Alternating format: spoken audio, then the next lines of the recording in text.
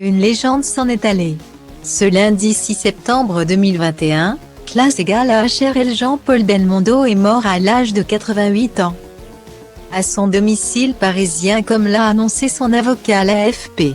Et de préciser, il était très fatigué depuis quelque temps. Il s'est éteint tranquillement. Sans surprise, les chaînes de télévision ont souhaité rendre hommage à ce monstre sacré en rediffusant ses films.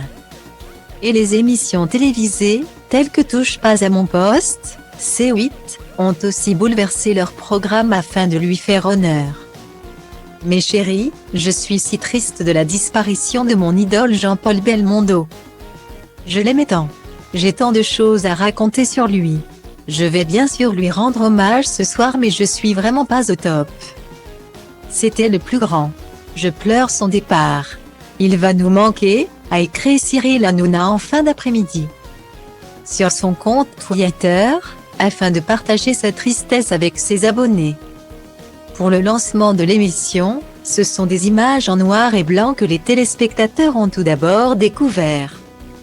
Alors que des photos de Jean-Paul Belmondo défilaient sur un écran, Cyril Hanouna a confié « On a appris cet après-midi la disparition d'un mec qu'on aimait tous ici. Que j'aimais particulièrement. Un monstre sacré du cinéma. Pour moi, c'était le plus grand.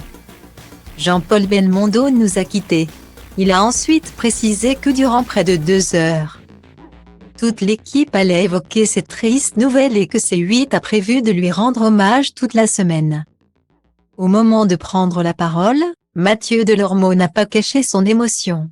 Tout comme Sami Nasri, venu pour la promotion du film Les Méchants de Mouloud Achour à l'origine, qui a eu la chance de tourner à ses côtés en 2001 dans L'aîné des fers chauds de Bernard Stora. L'occasion de rappeler que celui que l'on surnommait Bebel était un fou de boxe et qu'il ne ratait pas un combat.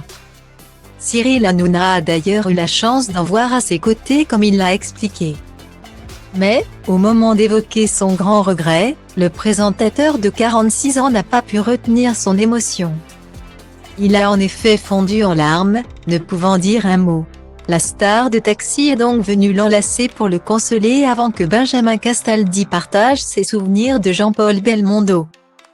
Ce n'est que quelques minutes plus tard que le trublion a pu dire le fond de sa pensée « J'ai eu du mal à le dire tout à l'heure, mais c'est vrai que cet été. Plein de potes m'ont dit « Il faut qu'on aille voir Jean-Paul. » Et j'aurais dû aller le voir. Je regrette de ne pas être allé le voir cet été.